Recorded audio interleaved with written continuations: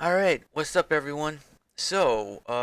Last night's stream went really well. We had 6 to 7 people all working on the same map at the same time, and I was actually quite happy with the results. We only had one crash. That was Dr. Chris crashed once, and that was that. Now, near the end of the stream, there was a point in time where it looked like we might have lost work, but we didn't. I was able to recover everything because the level editor very regularly saves backup files, so the backup files eventually were working. But there are some things that I'm going to have to address, some things that I will have to fix, and everything like that. Um, so I can go right into the level editor here,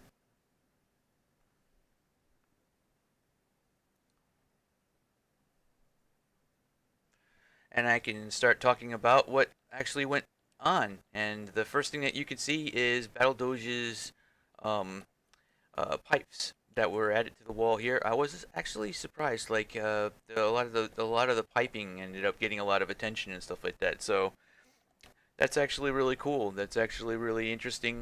There was just so much collaboration, and everybody was being super cool, and we were all just working together. And I'm gonna go over a lot of the stuff that happened during the stream, and uh, and then I'm gonna talk about issues that need to get fixed, and features that I'm gonna be doing. So one thing I'm going to say though is that I won't be streaming tonight. Although it's definitely worthwhile to mention that I feel a little bit like if I start streaming this kind of content regularly, I'm thinking that it'll attract a larger audience for sure. Maybe I don't know.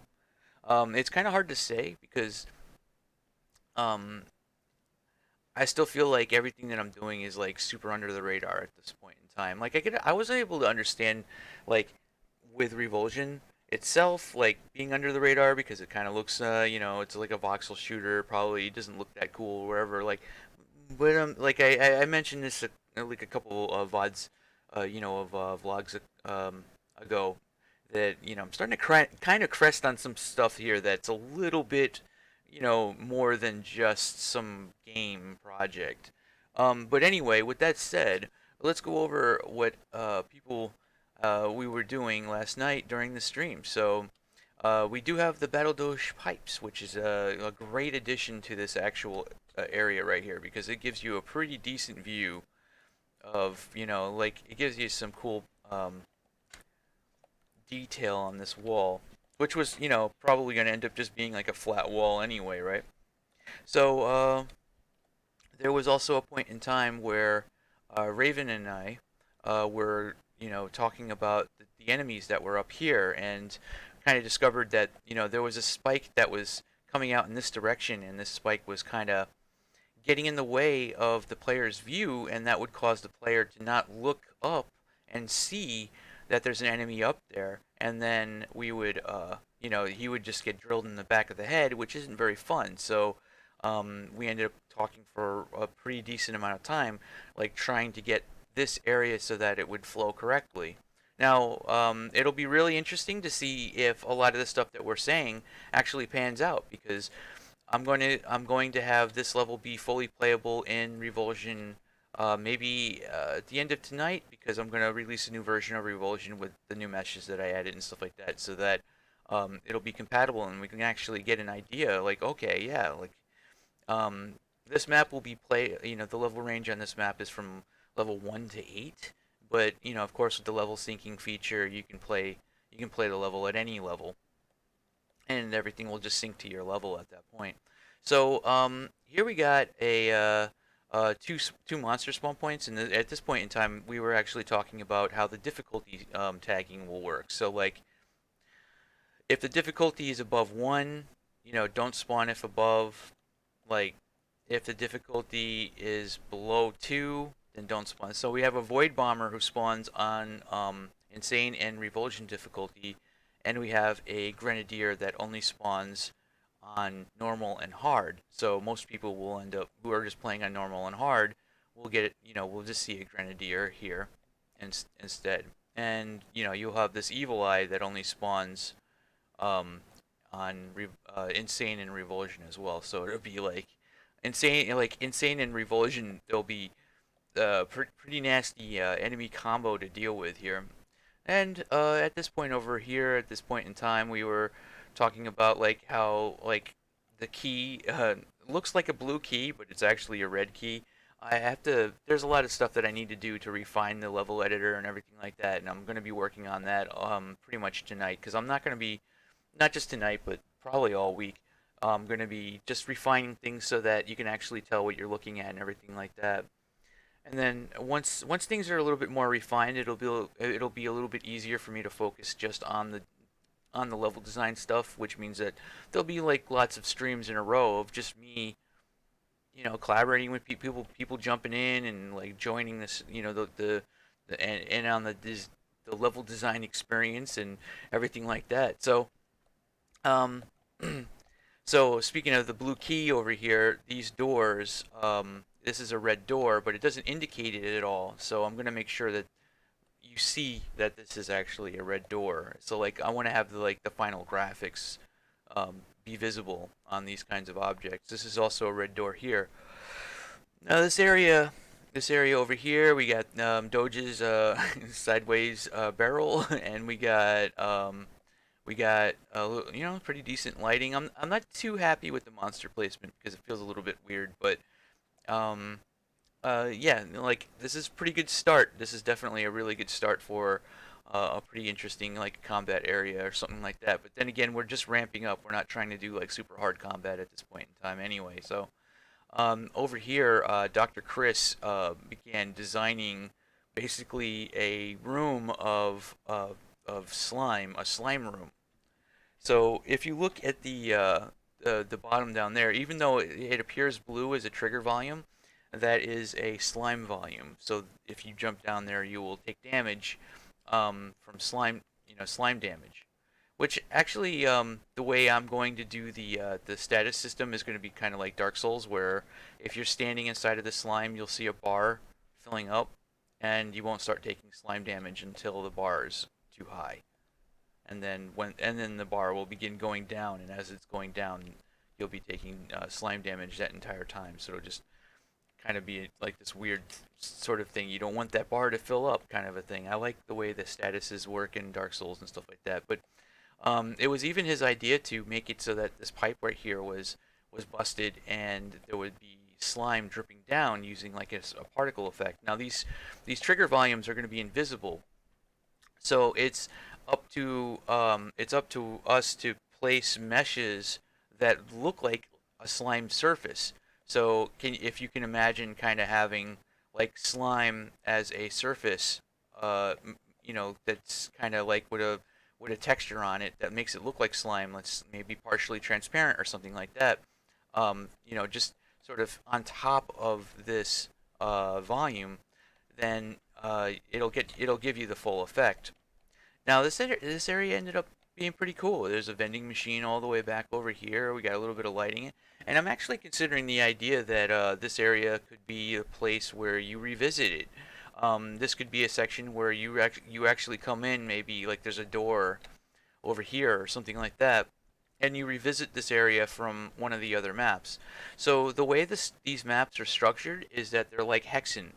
Um, you you you can go from one map to the next, and things that you did in this map, like if you grab the blue key in this map, you'll be able to open the blue door on this map, kind of a thing. Like, it's sort of going to be more open-ended like that. So there's a little bit more responsibility on the design process. This area here, like literally everybody contributed in some way, shape, or form, but it was Raven's idea to do the girded skylight kind of a deal, and a lot of the pipes and everything like that are all kind of set up. And man, this area just looks really fucking cool. Can't imagine what it's gonna look like with textures. I'm gonna have to be working on that as soon as possible. So with that said, there's also you got Zombie over here made some really cool stuff too. Look at this. There's like crates and all kinds of stuff. This would end up being like a combat area. Maybe the combat would start ramping up a little bit more, but it's still a little bit unfinalized at this point in time. I was so drained just going jumping back and forth and explaining things to people that I couldn't keep focused on actually like making things, because it was just like I was just kind of letting everybody kind of have fun and just do their thing, at that point in time. I was trying to, I was just, I just couldn't focus on, building out this next area. But with that said, this next area over here will be when we actually utilize the scripting system to have an ambush or some kind of like a multi tiered like battle system, which will be utilizing the target name and target name system. For some reason, I had no idea that this is the case, but the counter is reversed. It has the wrong things compared to the multi-manager. Or yeah, the multi-manager should have the things that the counter has, and the counter should have the things that the multi-manager has. I'm not really sure how this happened. Um, yeah, there's a bug there. um, so that brings up the rest of this. There's a lot of stuff. The first thing that has to get fixed is the save game. I mean, obviously, right? Like we can't make progress if there's going to be a bug with the save game issue. I don't know exactly what caused it, but I kind of have some ideas on what can be done to address the save game issue. Name tags. While the name tags were all replicated fine for me on my end, nobody else was able to see who everybody else was. It was really strange, and I'm not really sure why it's acting up and being so stupid, but whatever. Like, I'm gonna have to make sure that that gets fixed. So, yeah, everybody's gonna have like I'm gonna have to make sure that the name tags are working. That's a pretty high priority. A lock option so things cannot be manipulated. So one of the things that's constantly, was like a foreboding moment. It was like, who's gonna be the first person to accidentally select a terrain and mess it up?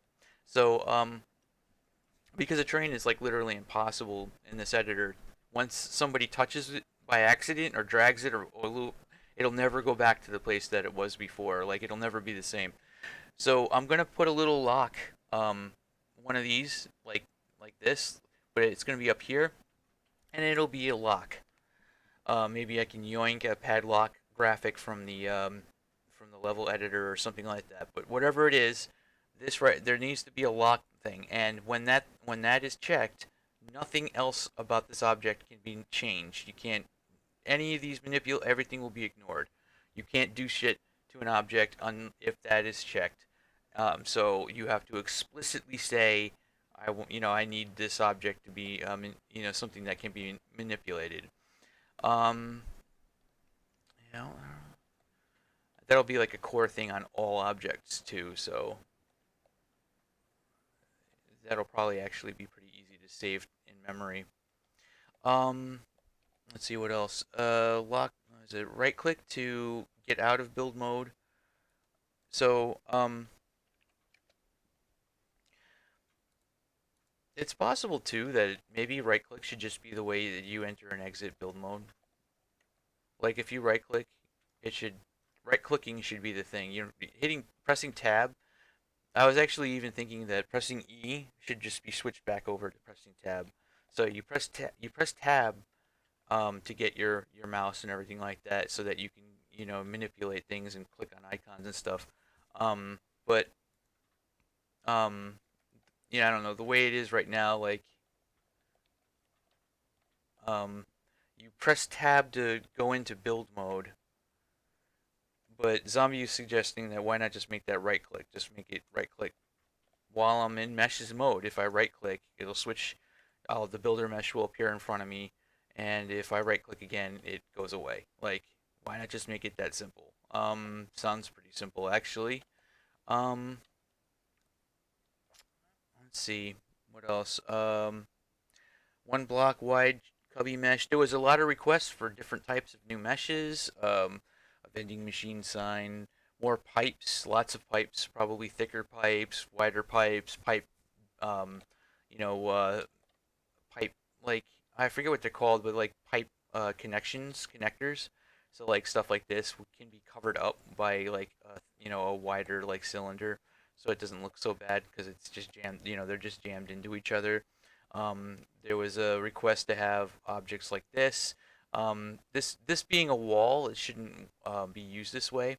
That's one of the things that I mentioned multiple times is that there's a I don't want people to be totally dependent on the manual movement, you know, manipulation, because what I really want to see is objects that are actually built for the purpose, and you can just sort of slap them in and not have to really worry about them, having to like rotate them on multiple axes and try and get them everything like that.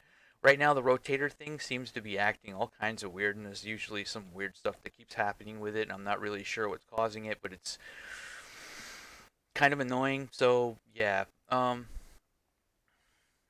uh, to most people, if Z lock is on, so right now Z lock is on by default, but Sergeant Hawk was mentioning that if you have Z lock on, um, this should be Z lock where the object is locked to its current position, right? It's locked to the world. I have it reversed. In other words, um, this is lock, or this is when lock is off, and this is when lock is on, right? Currently, I have it where it's locked to the player, but most people are going to assume that when you see a lock, that it's locked to the world and not the player. So it's like reversed. Yeah, that's not so hard to fix.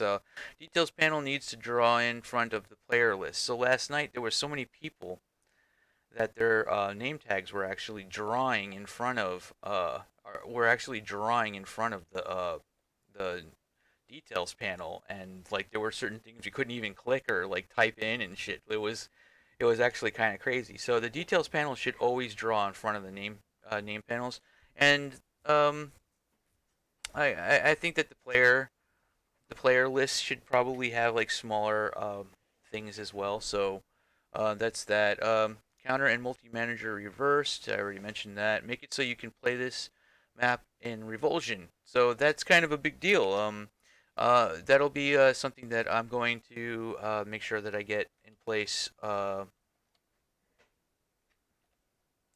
hopefully tonight, because it's really just a matter of getting a couple of meshes over into the new build and make sure that the level appears in the list by default. So with that said, I'm not going to have a stream. Like I think I already mentioned this just now, for a little bit, and then I'll be going back into just streaming very regularly. Um, yeah, like so. Anyway, if you like this content and everything like that, I'm pretty sure this video is a pretty long thing. Oh wait. There is actually one other thing too. Save prefabs.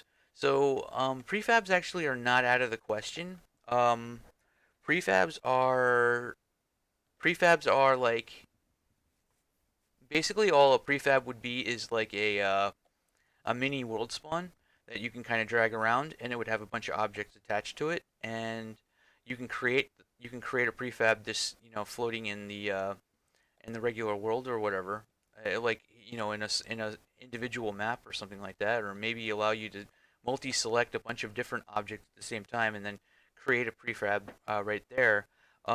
That's definitely something that is doable. It would save it as it'd be saved as its like own mini map file or something like that. It would have its like own naming convention and stuff. But it would be pretty cool to have something like that, like the ability to do a prefab. Um, Prefabs could be really fun. Another thing that Zombie mentioned is if like you're in flying mode, if I'm looking this way and I press forward, I should fly in that direction. I'm not really sure.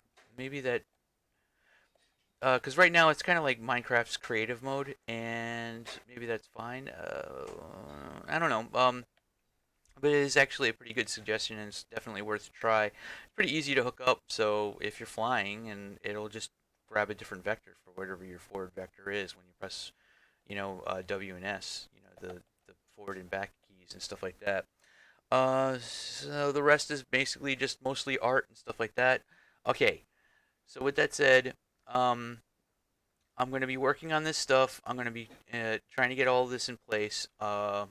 It's it might it might be a few days before I actually get back into it. But once I'm feeling a little bit better with all of the features and everything like that, and a lot of the bugs squashed, I'll end up probably doing like a bunch of streams of just working on this stuff. Like there'll be a lot of stuff getting done. There's going to be a lot of focus on getting the elite level editor as good as possible. So yeah. So I think that's pretty much everything. I'm fairly certain.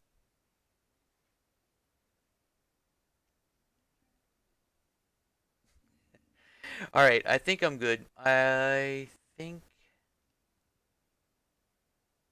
Yep, yep. All right, so take it easy, guys. And if you like this content, definitely like, subscribe, follow. I need to get more eyes on this. I'm not just like making like small stuff anymore. This is actually starting to crest into some bigger thing. Like it's not like a small thing anymore. This is actually kind of getting a little bit on the crazy side. So with that said, I'm gonna go ahead and end the video. Take it easy, guys.